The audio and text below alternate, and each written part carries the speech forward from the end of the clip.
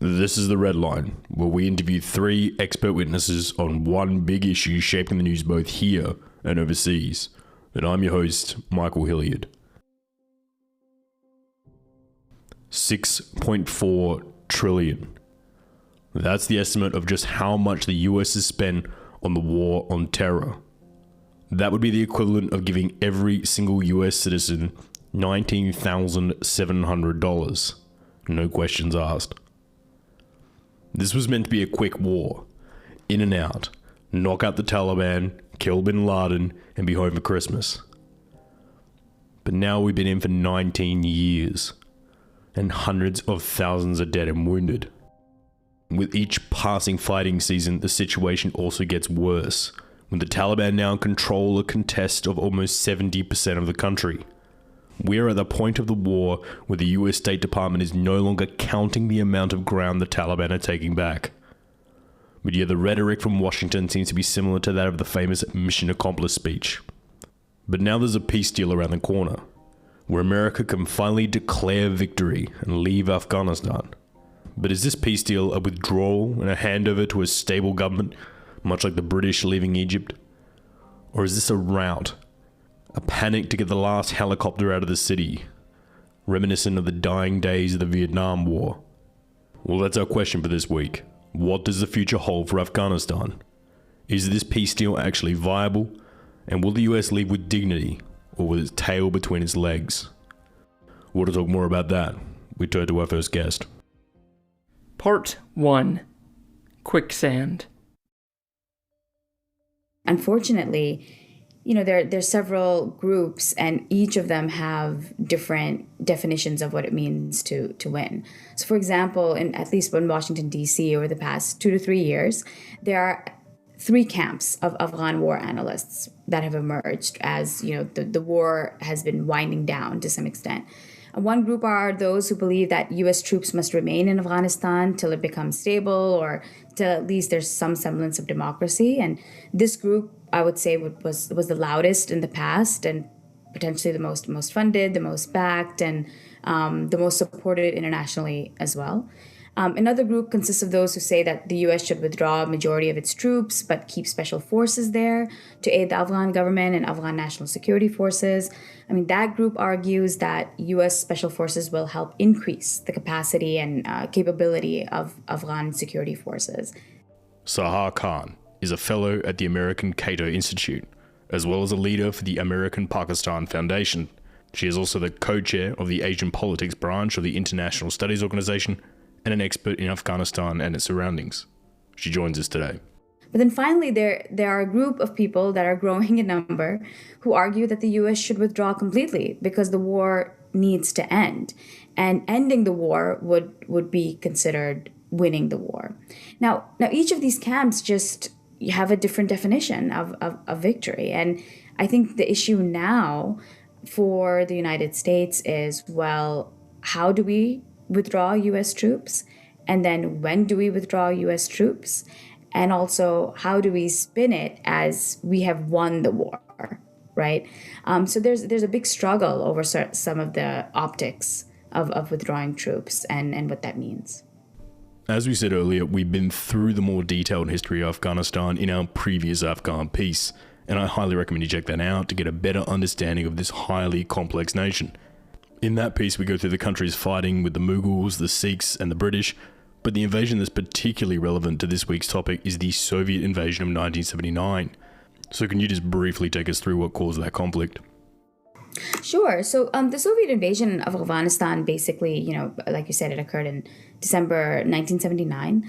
And the Soviet Union actually, intervened to support the Afghan communist government in its conflict with anti-communist Muslim guerrillas during the Afghan War, which was from 1978 to basically 1992.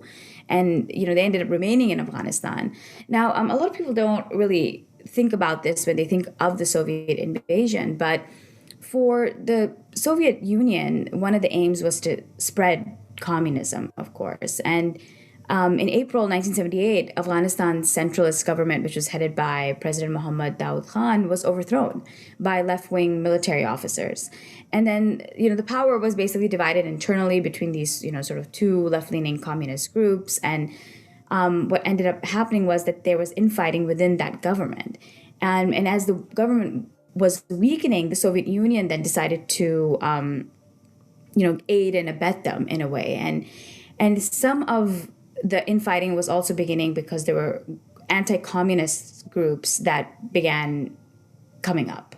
And these anti-communist groups were later, became known as the Mujahideen. But basically these anti-communist groups and then, of course, the communist government clashed. It was basically a civil war. And then the Soviet Union introduced or, sent in 30,000 or about 40,000 troops in December of 1979, to topple the government. And then eventually they ended up staying, sort of similarly how the U.S. is now staying in hopes of rebuilding Afghanistan.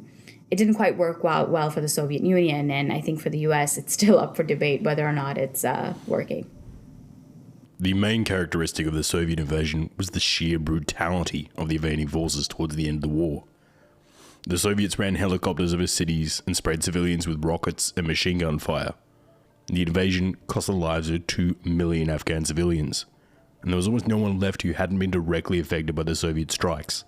To just give you an idea of the sheer brutality of the fighting, the Soviets unleashed thousands of bicycle and teddy bear bombs across the country. These bombs were meant to be picked up by children and were packed with enough explosives not to kill the child, but enough to blow its limbs off. The aim here being that if the parent had to stay home and care for the disfigured child, they wouldn't have time to take up arms and guns against the Soviets. This was one of the most brutal wars imaginable. But much like how the Soviets and the Chinese sent aid to the Viet Cong, knowing it would be used to hurt Americans, the Americans began funding the Mujahideen and the Pakistani intelligence service, knowing that it would hurt the Soviets in their war. The US donations were responsible for shooting down over 450 aircraft and killing around 20,000 Soviet soldiers. Even to this day, it is argued it was one of the main things to shake the Soviet system. It cost the US $134 billion in today's money to run that operation. But afterwards, the Soviets retreated back over the Soviet-Afghan friendship bridge back into modern-day Uzbekistan. At the end of the war, over 50% of the surviving Afghan population was under the age of 30, with almost no infrastructure in place to support them. So in 1989, the US State Department asked for just $1 million from the US budget to rebuild schools and infrastructure in Afghanistan to help educate the now huge underage populace. But they were knocked back. No education funding was given. Do you think we may have created a much more stable Afghanistan if we just put the money in and helped build up the schools? Or was it simply just too expensive a US project and no one really cared about that theater after 1989? I'm really glad you asked that question because I think the tragedy of Afghanistan has been not all the resources that the Soviet Union and even now the United States and NATO forces have sort of, wasted in the country and their own lives. But the tragedy really is the loss of Afghan life and loss of Afghan potential. I mean, Afghanistan has been in a civil war essentially since the late 1970s till now.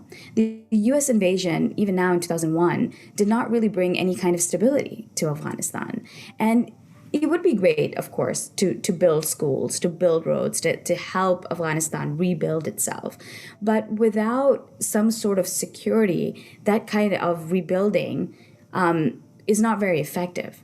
And even if schools are built, right, there's no guarantee that children will be able to attend schools, that there will be teachers there to teach, that parents would feel secure sending their children there. So those soldiers we were funding in the Soviet-Afghan war, how similar are they to the soldiers that we were fighting in the 2001 invasion?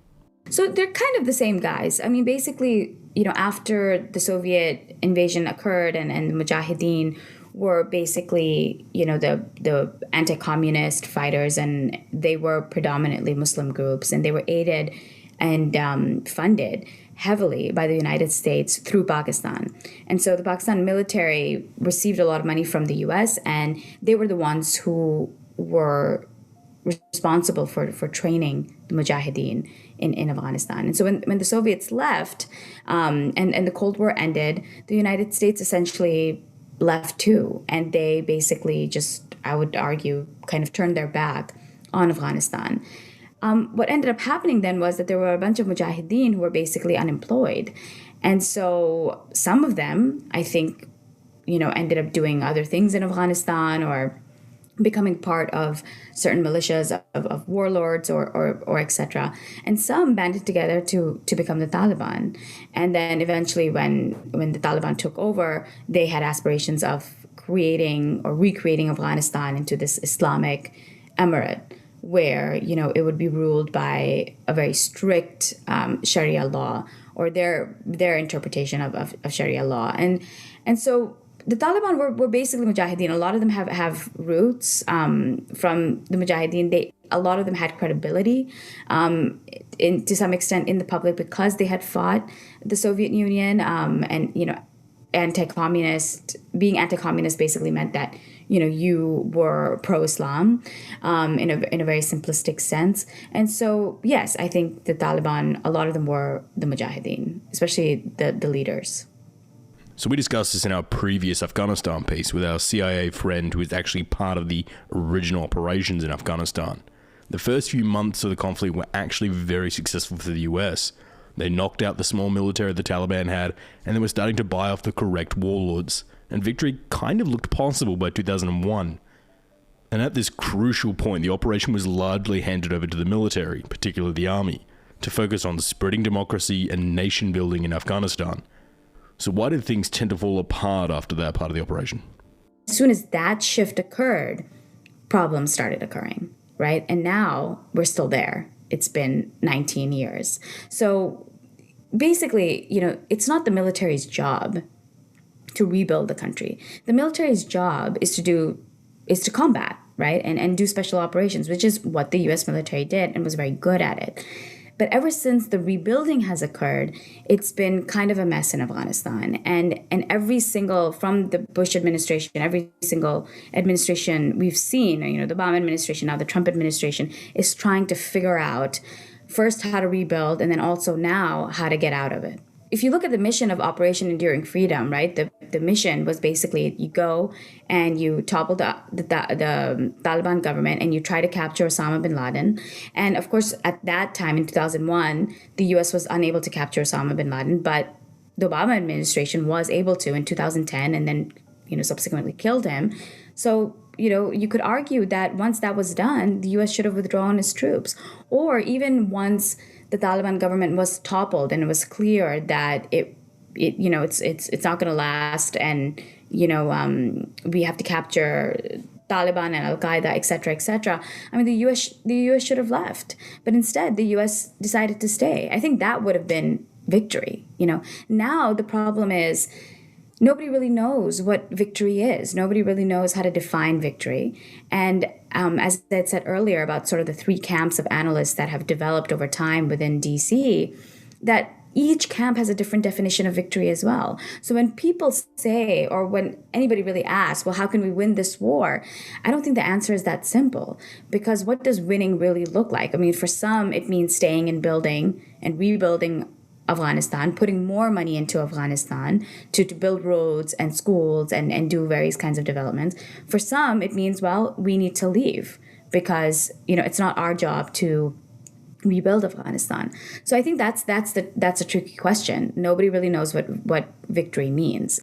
One of the arguments put forward by people like Trump and Bolton was that we lost because we simply didn't go hard enough on the Afghans in the early stage of the war. Do you think that theory holds any weight? Have we not already done that? The U.S. has already used, or still really is using, a lot of its military might and force. I mean, if you look at the number of troops and the amount of resources that the United States put into Afghanistan, even from like 2001 to say 2003, right, before the Iraq invasion, and then even after the Iraq invasion, when the Obama administration did the surge in 2009, I mean, the U.S. has been putting a lot of its military might in Afghanistan. And, when you look at the data of the surges, right, about the Obama administration, for example, did a surge and it was celebrated as, this was something that was needed. And it created stability, and it reduced the number of U.S. troop deaths, and you reduced the number of Afghan deaths, not by as much as it probably should have, but a little bit of a fraction, right? So yes, one can argue that when you put more troops there, it creates stability. But that stability, right, is short-lived. It's short-term. So let's fast forward to today. If Trump was to, wake up and tweet out, American troops will be leaving Afghanistan tomorrow, and we ignore logistical problems with that hypothetical scenario, and if all the troops were to leave Afghanistan within the week, what happens to the situation on the ground? President Trump, his main goal right now is to win re-election, right? Is to convince the American people that what he's been doing the past 4 years has been in their interest and is something that has, made America great again. And, America is still a global leader in the world. So that is sort of how he's marketing it, right? And he is desperate to win re-election. And so, yeah, I wouldn't put it past him to randomly tweet saying that we're leaving Afghanistan. And look, I delivered on my campaign promise, right? In 2016, he ran saying that he wanted the U.S. to withdraw from Afghanistan, that he wanted to end this sort of concept of endless wars, right? Like no more war. At the moment, the U.S. are pulling back, and over half of the country is either Taliban controlled or Taliban contested. Some senior members of the State Department are even suggesting we just stop keeping track of just how much ground the Taliban is gaining at the moment. Yet we seem to be talking about Afghanistan like we're on the brink of victory. Why are we looking at this war like we're winning this thing? You're absolutely right. It doesn't feel like victory. And I think the reason why it doesn't feel like victory is because the U.S. invasion really has not helped the Afghani people at all. And especially when you think about the Taliban now, right, that they're gaining traction. I think by 2017, they had gained a lot more territory than they had ever done in the past. And right now, they're in a very strong position where they basically control at least majority of Afghanistan, or at least some of the key parts of it. And so I think, it doesn't feel like victory. And, that's really unfortunate when you think about, almost 20 years of war and not to feel that way. Now, as far as the Taliban goes, I also think it's important to understand that the Taliban of today is not the Taliban of 1996, right? The Taliban has also evolved. Now, certain parts are certainly the same, and certain demands are certainly the same. They have a vision of Afghanistan and how they want it to be like an Islamic country. They want a certain political process in place. They certainly have certain ideas about women in Afghanistan and sort of societal norms. Certainly, I would argue none of that has really changed. In the beginning, when the U.S. invaded Afghanistan, the Bush administration was very clear. We do not negotiate with terrorists. And, the Bush administration considered the Taliban a terrorist. But the U.S. government has never officially labeled the Taliban as a foreign terrorist organization.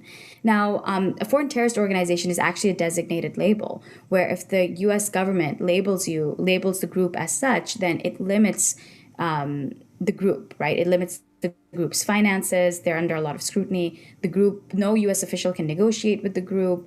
No member of that particular group can travel to the United States. So it's a very serious implication to be labeled as a foreign terrorist organization. The Taliban has never been labeled that, right? So that's number one, right? I don't think a lot of people realize that. Second is that the U.S. itself is kind of changing, right? The United States. And we see this a lot more in the Trump administration, right? And we saw the beginning of it in the Obama administration. Is the realization is that you cannot win the war in Afghanistan, regardless of how you define winning, right? Regardless of your definition, you cannot win the war unless you talk and negotiate to the Taliban, right? And I think that's why, to some extent, it feels talking to the Taliban and knowing that the Taliban has, taken over a lot of territory, that they have actually become a lot more powerful despite all these modern militaries going after them. I think that's one of the reasons why this doesn't feel like a victory, right? Because the group that the whole world was basically against, right? Or at least the US and its allies were against, right? I mean, the US couldn't get rid of the Taliban. Right? They're still there.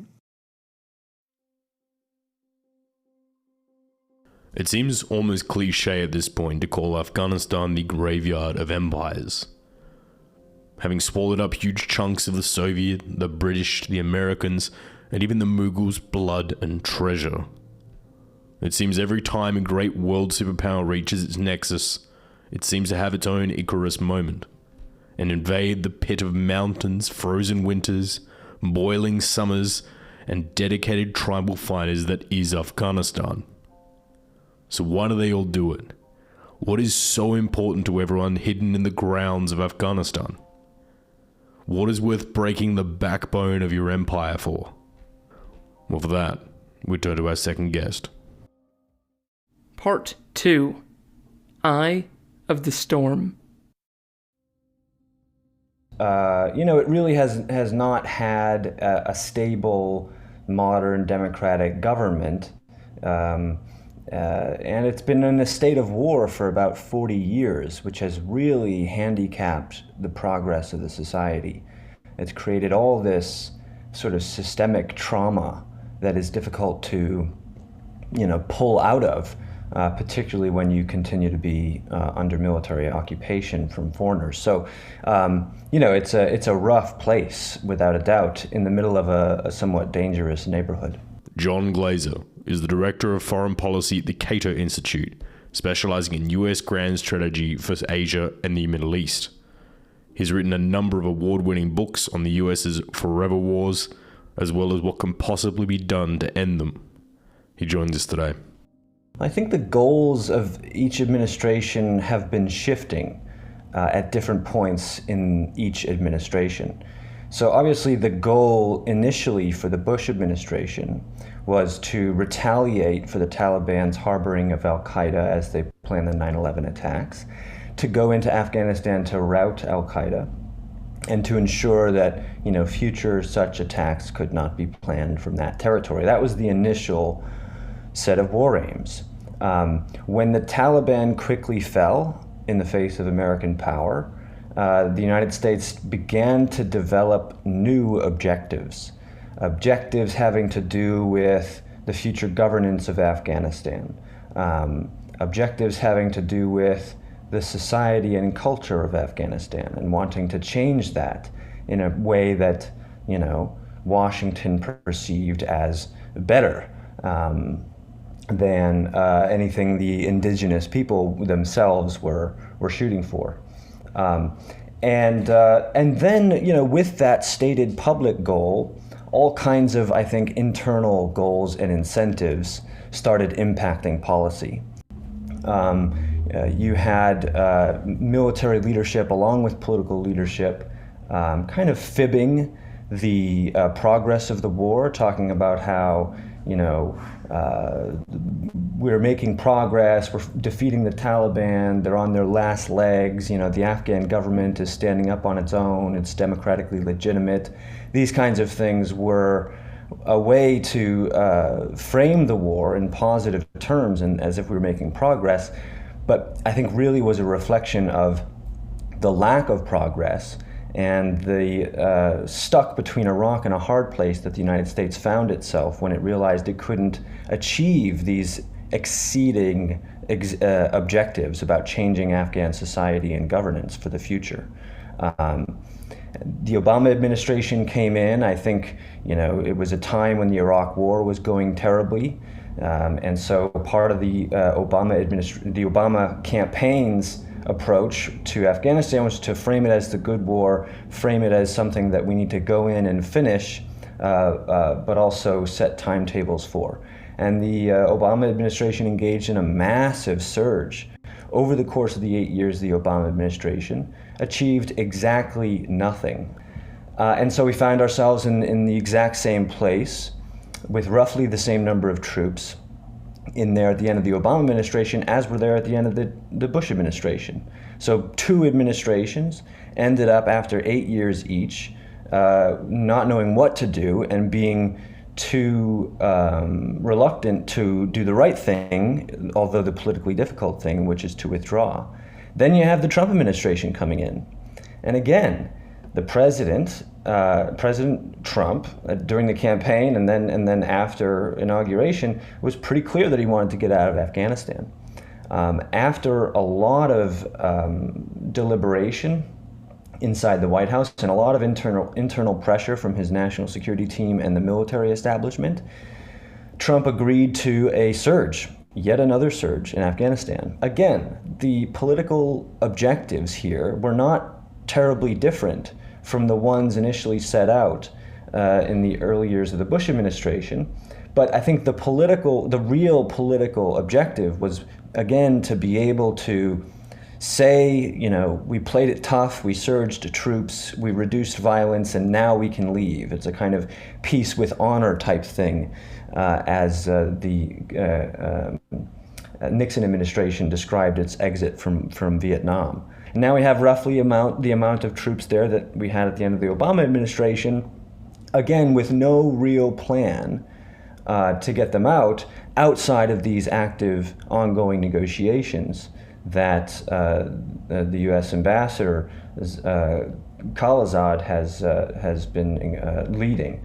Those have some promise, but I think the real political objective through 3 administrations is to figure out how to withdraw from this war that we no longer need to fight in a way that is politically safe. And all 3 administrations have, I think, acted cowardly, although politically safely, by refusing to withdraw. So the counterpoint people put forward against that is that if we do pull out of Afghanistan, the country will collapse. A power vacuum will ensue, and we will end up in an even worse place than where we were when we first went in 2001. Do you think there's any truth to that? So it's hard to say what will happen if the U.S. withdraws tomorrow. I think the optimistic side would say that the Taliban and the Afghan government are engaged in negotiations right now. There's a possibility for some kind of peaceful power sharing agreement. There's some measure of deterrent effect. The Taliban have about as much control over the territory now as they had in 2001. And the Afghan government has much less control over the overall territory. It has significant control in Kabul, and it has weapons. It has the ability to resist a Taliban advance. So any Taliban advance to really just rout the Afghan government with violence, if Afghanistan were to descend into a civil war following U.S. withdrawal, there is some deterrent there. It'd be extremely costly for them, even if they might succeed in the end. And so the optimist would say that there's a chance for some kind of permanent ceasefire and a power sharing agreement. The cynic or the realist might acknowledge that Afghan politics are just not better than they have been in the past. They're just as fraught. They're entangled with all kinds of tribal conflicts and affiliations. And it's very likely that things could descend into civil war if we withdraw without some kind of lasting political agreement that stabilizes things. So let's say the US do leave and the civil war intensifies. One side may start losing. And if they start losing, they are very likely to turn to foreign powers to help them support the cause. So which countries do you think would be likely to interfere in a deepening Afghan civil war? Well, I think given the regional politics, I think you can expect, a lot of meddling from the regional players. Pakistan, for example, still maintains deep relations with elements of the Taliban. They continue to provide safe haven for insurgents across the border in Pakistani territory. The security services in Afghanistan have relations with these kinds of groups going back many, many decades. Afghanistan is seen as a kind of strategic chessboard in the competition between nuclear-armed Pakistan and nuclear-armed India. And so India also has an interest in what happens in Afghanistan, ensuring that it remains stable, that it remains not too much under the influence of the Pakistani government, et cetera, et cetera. Neighboring Iran on the other side, has a long history of cooperating with the Taliban when it's necessary, but also acting against them because their interests often conflict. And so, look, the region is certainly complicated, but I think most of the players have a desire for stability and a reduction in violence. China does border Afghanistan, if only in a small piece of territory. And it has concerns about the flow of insurgents through northern Afghanistan and into southwest China, where they already have a kind of secessionist movement and a kind of restless Muslim-dominated province there. Russia, too, is concerned about insurgencies and militant groups in Central Asia, right? So I think in the long term, it's for the most part, notwithstanding some problems and conflicts of interest, for example, Pakistan and India, but generally I think the region favors a stable Afghan government, whether it's a brutal Taliban or the brutal one set up by the United States. And they want to reduce the violence overall and prevent insurgents from emanating out of Afghanistan and having the kind of instability that has characterized internal Afghan politics not spill over into the region. So that's what they want, and I think in general that's what they'll pursue. Yes, the region is going to compete over what happens in Afghanistan. They're going to try to protect their own interests, maybe in some ugly ways, maybe by funding militant groups. But the question for the United States is, to what extent does this impact our core security interests in such a way that it is incumbent upon policymakers to insert ourselves in that competition? Throughout Asia at the moment, where we see the US pull back, China usually moves into the vacuum. Do you think we may see China play a larger role in Afghanistan going forward? Who Kabul will look to for outside support depends on who we mean when we say Kabul, right? If there's a civil war and the Taliban gain full control, Kabul will be the Taliban essentially, and so. I think they'll aim for peaceful relations with the region. They'll probably continue for at least some time to shore up resources via their drug trade. And sure, they will look to the region for international support. A thing like China's infrastructure projects planned in the Belt and Road project, for example. Those if those were to come to Afghanistan, it is often perceived, that kind of development is often perceived in the United States as a kind of win for China, something that we have to prevent because China will then have a leg up geostrategically against the United States. And I don't view it that way at all. I think the BRI has some potential to be constructive towards further integrating the economics and trade of the countries that are involved. I think in some respects, the planned projects will turn out to come back in Beijing's face. They deal with cost overruns and corruption all the time with even existing projects, and it's still early in the effort. If the Afghan government, the one that the United States helped establish, is able to retain some power, or there's some kind of power sharing agreement between the existing government and the Taliban, which is an unlikely but still on the agenda in the negotiations. It's an unlikely outcome, but still on the agenda for the negotiations. If that were to happen, I think you're going to see ongoing U.S. support to Kabul. The main reason being the current Kabul government cannot sustain itself independently. It requires aid from outside, from the United States, from NATO countries, from the international community in general.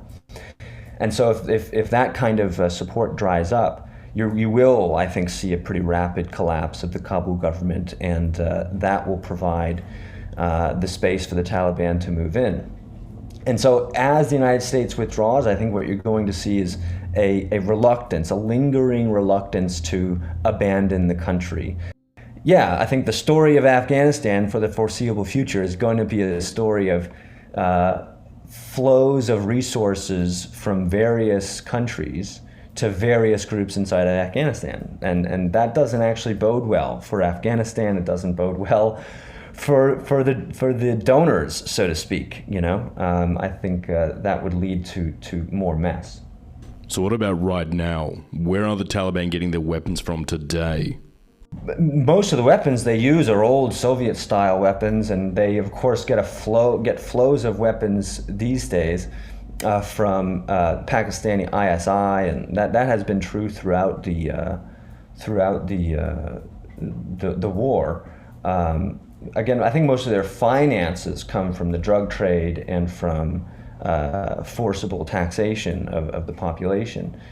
So what about Russia? There are reports that Russia is putting lots of arms into Afghanistan, knowing they'll be fired against US citizens.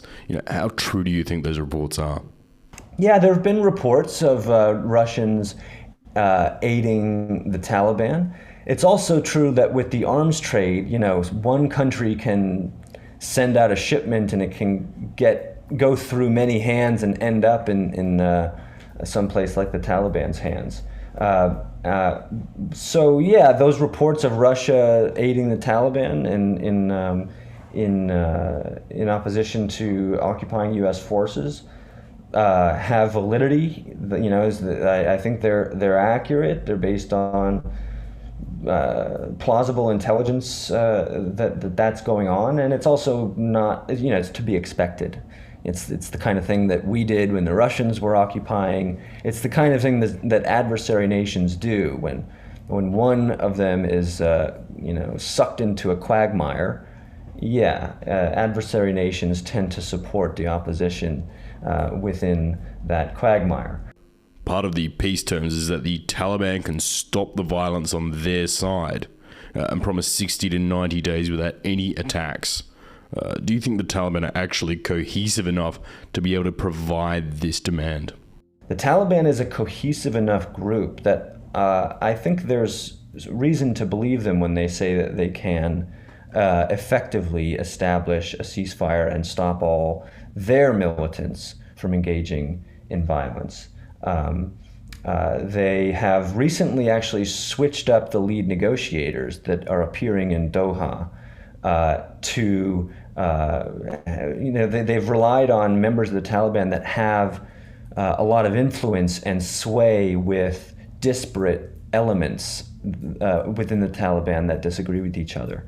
And so that's an effort, I think, to create more unity in the Taliban and create more control, and therefore add credibility to the Taliban claims that they can actually quell violence. So do you think we've been down this road before?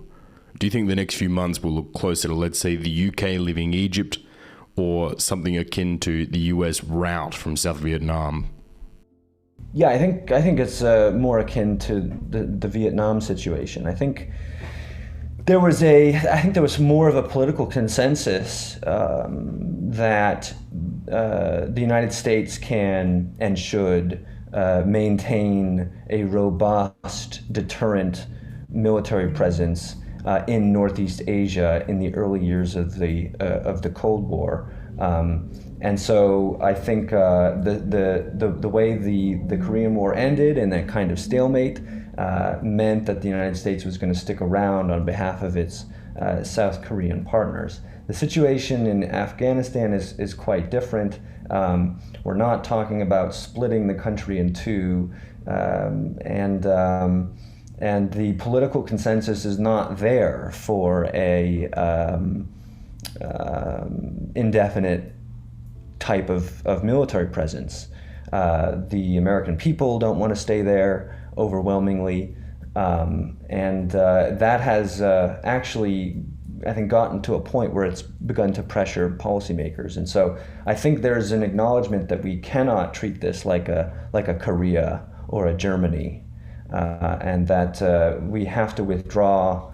And that might include some of the ugliness that was associated with the withdrawal from Vietnam. It's more akin to Vietnam, without a doubt. And I think you'll probably see it play out on the ground in Afghanistan in a way not too different from Vietnam. That is to say, there will be continued effort to support the Afghan government after withdrawal of troops. And then there will be likely continued fighting among Afghans for political control of the country. And over the long term, I think the Taliban has more chances to win in that kind of fight. It by no means a destiny, but the long-term prospects are that the Taliban can sustain that kind of fight much better than the Afghan government.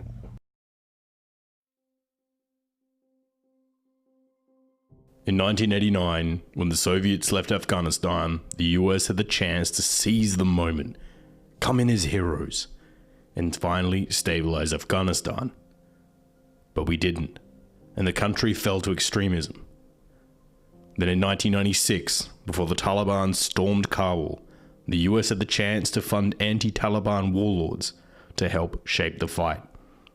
They didn't, and the Taliban took control of the capital, going on to be the home of many terrorist organizations. After 2001, when the military weight of the US smashed the Afghan forces, when the Taliban were at their weakest, we had a chance to solve this, and we didn't. So the Taliban regrouped in the mountains and began a long and costly war for the US. We had peace talks a few years ago, but never followed through, hoping we'd get a better deal. But we didn't. And the people of Afghanistan started to wonder if it may be wiser to not put all their eggs in the US basket, knowing that the US would probably eventually leave, abandoning them to the Taliban. So now we have another peace deal in the works. Could this one be the one that finally ends the war? Or are we going to walk away again and roll the dice, hoping for a better negotiation position in a few years? Is this another one of those times we should have taken the deal? Well, to answer that, we turn to our third guest. Part 3. How to turn a bad deal into a worse deal. No, the war in Afghanistan cannot be won by the United States. We've never articulated an achievable set of military objectives. And so the real task for U.S. political leadership at this point is to figure out what it is that we want from Afghanistan that's achievable within our means. Jarrett Blanc is a senior fellow for the Carnegie Institute. Jarrett was previously the lead coordinator for the State Department for the JCPOA, better known as the Iran nuclear deal. And prior to this position, he was the US's principal deputy special representative for Afghanistan and Pakistan. Jarrett worked very closely with President Obama himself and shaped the US policy for Afghanistan and Iran in his administration. We are very proud to have him join us today. Well, actually, I think the irony is that because we thought that we were about to, or that we had won the war in the early years, 2001, 2002, we refused early efforts on behalf of the Taliban to negotiate some kind of, I think, fairly comprehensive surrender on their part. So, and it turned out that we were wrong. We hadn't won. We weren't about to win. And basically, with every passing year, the negotiable terms that we could achieve with the Taliban have become less and less favorable to us. So in 2001, if we had been realistic about our interests and our means, I think we could have negotiated a very good post-Taliban arrangement in Afghanistan. We chose not to do so. But it's so in retrospect, I think what we could have gotten in 2001 or 2002 would look a lot like winning. We didn't do it because we thought we were going to quote unquote win, if that makes sense. As it currently stands in 2020, who has the momentum in this war? The momentum rests, at least to some extent, with the Taliban right now. And sometimes you hear the U.S. military talking about a deteriorating stalemate. Well, there's no such thing as a deteriorating stalemate. A stalemate is stalemated. If it's deteriorating, it means that you're slowly losing. And I think that's what's happening right now. The Taliban have some momentum, whether it's a lot or a little, I think you can debate. But it's clearly not in our favor or in the favor of our partners in Afghanistan. So if the situation keeps getting worse and worse for us, what happens if we just pull up the stakes and leave? What would happen to Afghanistan if we declared victory today? The most likely outcome at this stage is going to be that the U.S. draws down to the numbers that have been floated over the course of the last few months, maybe between 4,000 or 5,000 troops in Afghanistan by Election Day or Inauguration Day. Although certainly the president has occasionally proposed more dramatic changes in force levels in Afghanistan or other countries. The fact is that he's never really followed through on them, and I'm skeptical that he would do so at this stage in Afghanistan. So if he, but let's speculate for a moment about what would happen if he did. The question is are our partners in Afghanistan a real political military force that is capable of continuing to fight the Taliban without U.S. combat support? So let's say perhaps with continued U.S. financial support, but not U.S. combat support on the ground.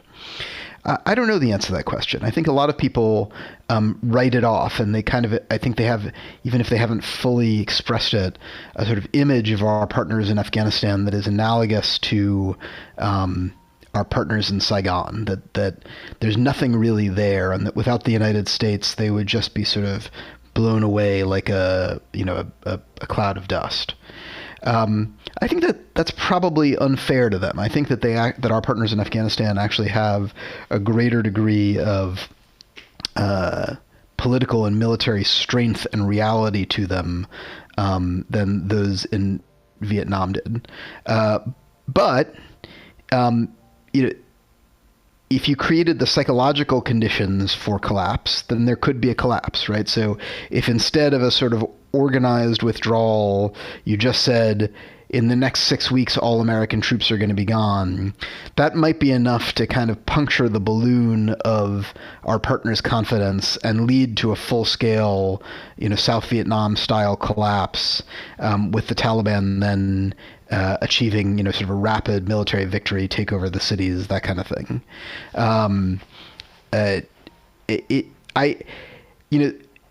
In general, I think that the argument that if you believe that our partners in Afghanistan are basically analogous to Saigon, that's not a very good argument for the United States to stay, right? If after 20 years the best we've been able to do is a weak and corrupt state that cannot survive without U.S. military forces, then we should probably accept that we have failed at the project we've set ourselves and move on.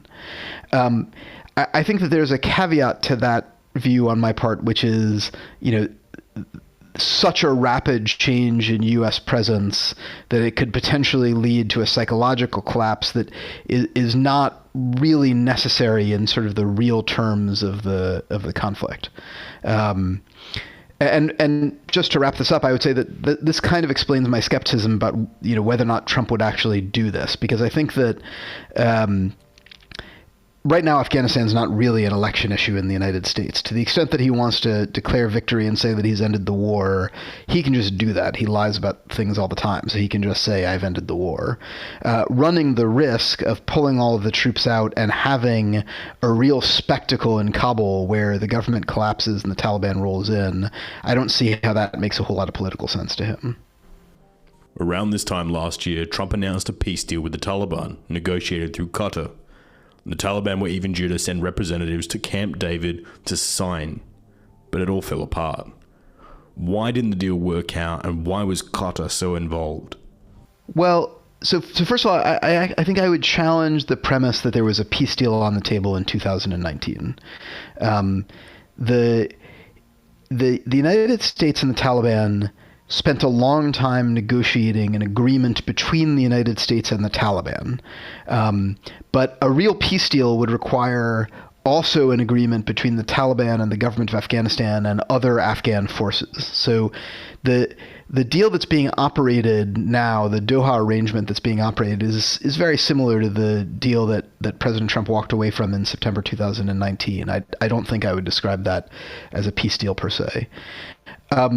What's the role of Qatar? Well, basically, if you go back even further to 2009, 2010, when the Taliban were trying to find a way to communicate and to begin negotiations with the United States, they chose Qatar as the country that would host their political office.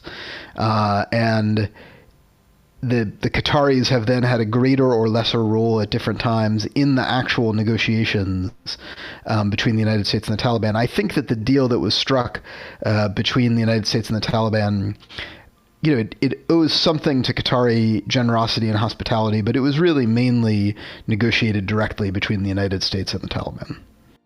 And what were the terms of that 2019 agreement? Well, the Taliban's main interest vis-a-vis the United States is the withdrawal of U.S. forces from Afghanistan. And then they have some secondary interests as well, including an end to international opprobrium, so U.S. sanctions, UN sanctions, which target the Taliban as a terrorist organization, and potentially over the longer term, the possibility of U.S. or international assistance to an Afghan government that would include in some substantial way the Taliban. The U.S. interests in vis-a-vis the Taliban, the first and most important is that the Taliban agree to play some role in policing the territory they control or influence against internationally focused terrorist groups.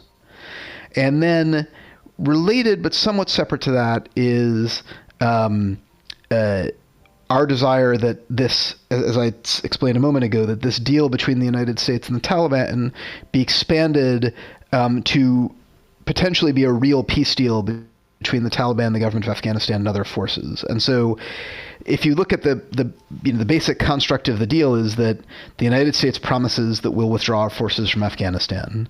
The Taliban promise to break from international terrorist groups, including Al-Qaeda, and police their territory against internationally focused terrorist groups, and to begin intra-Afghan negotiations that would include the government of Afghanistan and all of what I kind of call the bond forces, the government and the loyal opposition who emerged from the bond process and the constitution that came from that.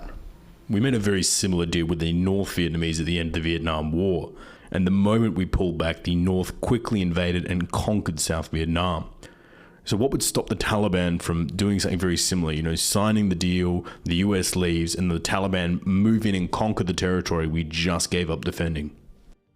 Well, that's a real problem. So the question is, what leverage does the United States have over the Taliban as it moves toward a zero troop level? And I think that there are a few potential positive answers to that question. So one form of leverage is that we might still be able to influence their battlefield prospects even if we don't have troops on the ground, right? So using long-range air power or other means, it might well be that the United States is capable of denying them military victory even without the number of troops that we've had recently in Afghanistan. So that's one potential form of leverage. A second potential form of leverage is our support for our partners in Afghanistan. Again, can they continue to deny the Taliban victory on the battlefield with our support?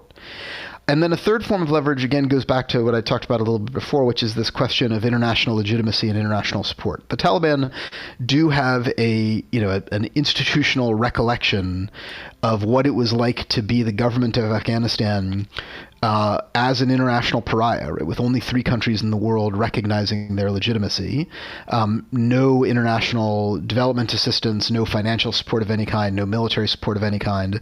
Now, maybe they would accept to do that again if they have no other options, but it does seem likely that they would at least explore the possibility of coming to some compromise solution which would allow them to have both a substantial role in the government of Afghanistan and some, international support and legitimacy. So what I've just described is a fairly complicated military and diplomatic picture, but it's too easy just to say, once the United States follows through on Doha, it no longer has any capacity to influence the Taliban's thinking or decision making.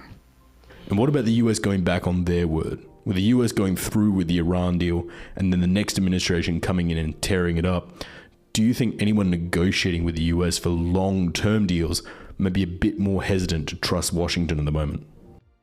Well, I think that the United States has got a real problem to overcome in the future as a result not only of the Trump administration's withdrawal from the JCPOA, but a whole variety of things that the Trump administration has done that have, broken from the world's, I think, legitimate expectations about how a major power like the United States will behave. So withdrawal from the JCPOA, withdrawal from the International Postal Union, withdrawal from Paris, withdrawal from the INF Arms Control Agreement, and possible failure to renew the New START Agreement, targeting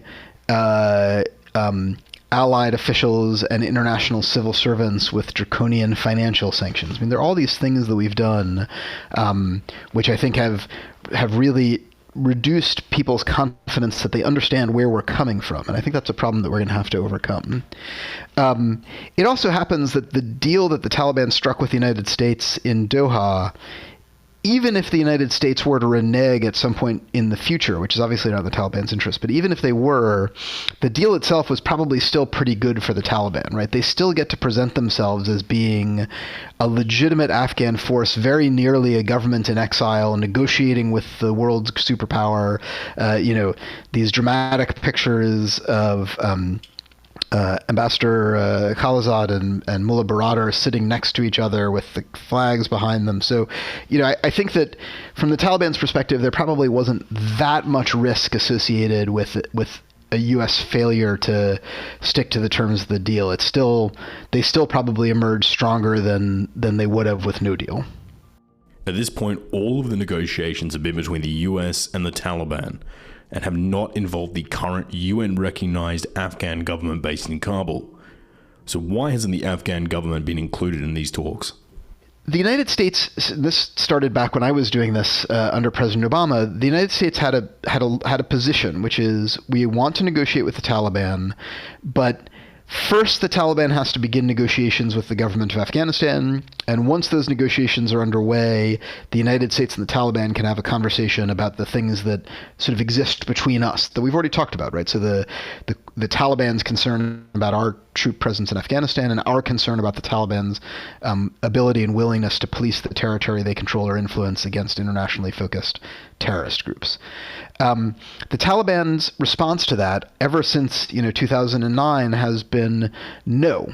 We're willing to talk to you, and we're willing to talk to the government of Afghanistan, but you've got the order reversed. It wasn't this government of Afghanistan that kicked us out of Kabul in 2001. It was you. It's not the government of Afghanistan that's having the most profound effect on us on the battlefield today. It's you. And so first we'll talk to you, and then we'll talk to the government of Afghanistan.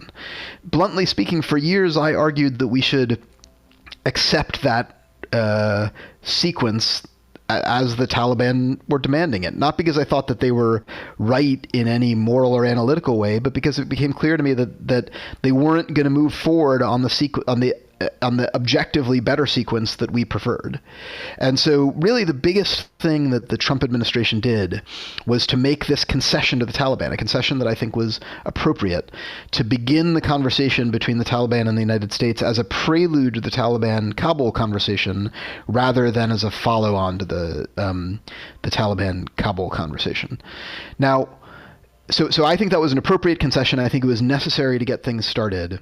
Now, that said, I think it looks to me, and it's hard to say for sure because so much of this is still not transparent, but it looks to me like there are ways in which the United States probably went too far and sort of set in some further concrete the Taliban's impression that the government of Afghanistan really is not, they don't have to worry too much about the government of Afghanistan, they just have to talk to us. So for example, I think that it looks to me like the U.S. probably made some promises about these prisoner releases that had not been coordinated with the government of Afghanistan. and then essentially, used our leverage with the government of Afghanistan to get them to follow through on things that we couldn't control. Right? We didn't control those prisoners that Kabul did. So I think, to go back to your question, isn't Ghani right to be annoyed? Well, I can understand why he would be annoyed by us switching the sequence, but I think it was something that we had to do. I can better understand why he's annoyed by some of the specific details in the agreements that we made, and I think, frankly, that we went farther than we needed to or than we should have in making concessions that were really only Kabul's to make. So the claim always made is that it was the Trump administration that achieved this deal. So was there a reason you think that this deal wasn't done under the Obama administration? So first of all, let me say that I think there is a deep tragedy in the U.S. involvement in Afghanistan, which is that our position to negotiate a good deal, good for us, good for the people of Afghanistan, has declined essentially with every passing year. We could have gotten what in retrospect would have been an amazing deal in December 2001. We could have gotten a great deal in 2005. In 2012, I think we could have gotten a pretty good deal. In 2015, we could have gotten a pretty good deal. The deal that we got in Doha, although probably, in broad terms, reasonable given the amount of leverage we had left, is a pretty bad deal. And so I really wish that in the Obama administration we had been able to make that key concession that I described a moment ago of reversing the sequence, having the U.S.-Taliban conversation first as a prelude to the Taliban government of Afghanistan conversation. Why weren't we able to do it why was Trump able to do it? It's hard for me to answer that question. I might not have enough distance on it. I mean, it certainly is the case that the kinds of attacks that the Republican Party and frankly probably some Democrats in Congress would have leveled against President Obama for the deal that President Trump concluded, were simply not seen against President Trump. And so he had a greater degree of domestic political maneuverability. And, at some point, and I can't say that that's why President Obama did not switch the sequence. Maybe he just wasn't, maybe my arguments weren't persuasive and he wasn't convinced. So if this deal isn't great, what about the other option touted by senior Republicans? To hand the war over to Erik Prince and his private militaries. Have PMCs fight the war rather than US soldiers. Do you think that would solve the problem? The only problem that would solve would be Erik Prince's bank accounts. There is absolutely no reason to believe that private mercenary forces would have greater military capacity than the United States military in Afghanistan. There's also no reason to believe that they would be less expensive than the United States military in Afghanistan. I mean, that was, you could, calling that idea insane gives it too much credit. It was a cynical money-making effort. So you don't give any credit to the idea of running Afghanistan much like the British did in the 1800s in a viceroy-like state? There is absolutely no reason to believe, based on the U.S. experience in Afghanistan over the course of the last 20 years, that we or anybody else is capable of establishing an effective viceroy rule over Afghanistan. That's ludicrous. How many Americans even speak the language? It's absurd. So let's play this out a bit and assume the Taliban get this deal and force the US out of Afghanistan. Who would they turn to for support in the international community? So again, I think it depends very much on, if you have the government of Afghanistan collapse and the Taliban take over without any kind of negotiated settlement, I'm not sure that they end up with very many friends who are willing to publicly identify themselves as such, right? They'll certainly continue to have support from Pakistan, and I imagine that they would establish intelligence relationships with some of the key regional players, China, Russia, Iran, etc.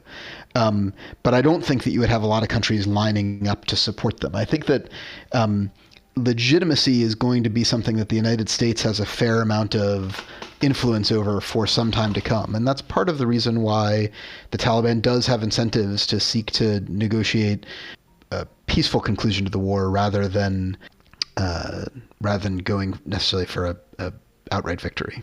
Most of the countries in the region have real concerns about what happens if if the wheels really fall off in Afghanistan, right, and you end up in a situation where the Taliban have full control, or there's just a really brutal continuation of the civil war where all sides have some incentive to invite in internationally focused terrorist groups. So based on what you're seeing today, what do you think Afghanistan's future will be in, let's say, the short, medium, and long term? What does it look like in 3 months' time? Again, I'm going to guess it looks pretty much like it does today in 3 months' time. I don't think that President Trump is going to order an immediate withdrawal, and I think what you're probably going to have is sort of a continuation of the current status quo, with all sides waiting to see what happens in the U.S. presidential election. In 18 months' time, the best case scenario is that there is a substantial peace process underway between the different combatant forces in Afghanistan, which is leading toward, but probably has not yet reached, a new political arrangement, which is more sustainable for all involved. Hopefully by 18 months' time, you could have, as part of that peace process, a comprehensive ceasefire so that the Afghan people are no longer suffering the way they are today. In 10 years' time, one possibility is that there is a peace deal in Afghanistan that has sort of held. Under those circumstances, you're probably going to have parts of Afghanistan that are under kind of more or less Taliban governance, parts of Afghanistan that are under more or less Ba'ath governance. I think that if the peace deal is actually held, it would be good for all of those parts of Afghanistan, because at least there would not be the degree of political violence that we've seen. And you could, over time, see political and economic development that's in a sort of progressive direction as a result of peace. You could have just a continuation of the Civil War. 10 years sounds like a long time, but as we talked about a minute ago, this Civil War has been underway for 40 years. And so you could easily just be in the same situation that you're in today. You could have a collapse of the government in Afghanistan and a Taliban government coming into place, and that is still sort of tenuously impoverishing the country in 10 years. Or, and the worst case scenario is that basically all of the political organizations in Afghanistan collapse as a result of the withdrawal of U.S. forces, right? The government of Afghanistan collapses because they no longer have us to rely upon. The Taliban collapses because maybe it turns out that we were the ordering force that drew together their different factions. And you go back into this really terrible condition of the early 1990s, of a sort of Hobbesian civil war of all against all. So it's a very, very wide range of scenarios. The point that I would end with on this question is that if you care as I do about the future of the people of Afghanistan, you have to recognize that there's no Hail Mary here. There's no single play that resolves their problems and results in a prosperous, progressive governance where women's rights are respected and people are able to live their lives the way we would hope that they're able to live their lives. That future depends on A, peace, and then B, slow, natural political and economic development.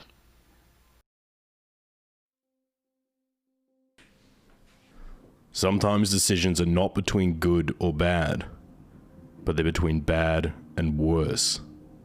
And this is where the US currently sits. To stay in Afghanistan is not popular. More and more men and women die, and the US spends billions from their treasury to continue to lose a war, even at this slow pace. The Taliban are winning the fight, capturing city after city as the US retreats their strongholds. And before long, the US will be down to Kabul and a few dedicated areas. Afghanistan will simply become a collection of US islands in a sea of Taliban ground. The current US-sponsored Afghan government may hold up, but most experts don't hold too much faith in that. And if they fall, the Taliban will take their place. The clocks turn back to 1996, before we even entered the picture. The Afghan National Army may be strong enough to continue the fight. We really just don't know. But how long then till the militants get desperate and take up the offers for support from extremists from around the world, so they can once and for all win their war? Can we really be so sure that the Taliban won't introduce extremists into the country again in a hope to win the war finally? We also don't know if the US is simply the one thing uniting the different tribes of the Taliban together. And if the US leave, do the various warlords then simply all turn on each other in a desperate bid to be the head of the pile? Does this simply complicate the situation, turning it from a two-part civil war to a six-way brutal civil war? We just don't know. We also don't know if unfriendly governments in Islamabad and Tehran will take advantage of the situation, and how that will play out. Because again, once the US leave Afghanistan, it will be political suicide to go back. So when you close the door, you need to make sure that door doesn't need to be opened again. 3 administrations have dealt with this dilemma.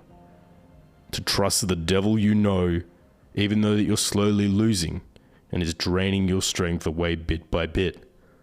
Or to pull out and face the infinite number of unknown outcomes. This is the Afghan dilemma, and there are no good answers. Thank you so much to everyone who tuned into the show this week. It really does mean a lot to see all of the downloads coming in each week.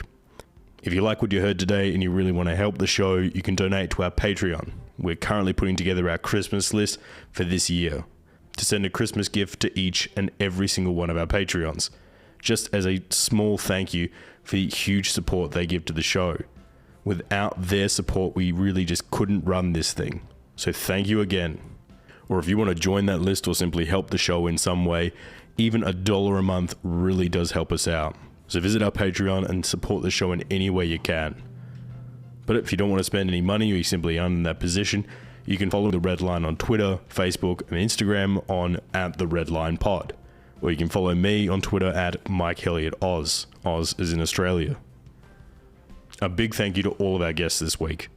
This is Sahar's second time on the program, as she appeared on our episode about private militaries. And both times she was amazing to work with. I genuinely enjoyed her insight and cannot speak more highly of her as a person. We will be sure to have her back on the program very soon. But if you want to find her on Twitter, you can find her at KhanSahar1. John Glaser has written some amazing works on this subject and lays out some of the best plans and papers for getting the US out of the region with the least collateral damage. If you want to dive deeper into his work, I highly recommend you check it out, and you can find it on Twitter @JW Glaser. It's always amazing to talk to the actual man in the room, the person who actually shaped the decisions that bring us to where we are today, and Jarrett is that man in the room. He was instrumental in the Iran nuclear deal and was one of Obama's main people in the Middle East. It was amazing to have him on the program, and you can find out more of his in-depth analysis on the Middle East on Twitter @Jarrett Blanc. As usual, a huge thanks goes out to Joe Hawthorne, who helps us by cleaning up the audio, and he makes sure that the production level of the show is as high as we can be. Joe has become an integral part of this show, and I really do want to say thanks to him. Another thanks as well to Mark Spencer. Mark is one of the most charismatic and fantastic people working in this field. He single-handedly runs his own network of shows under the Climactic banner, and yet he still finds the time each and every fortnight to help us out with chapter titles for the show. We cannot thank him enough.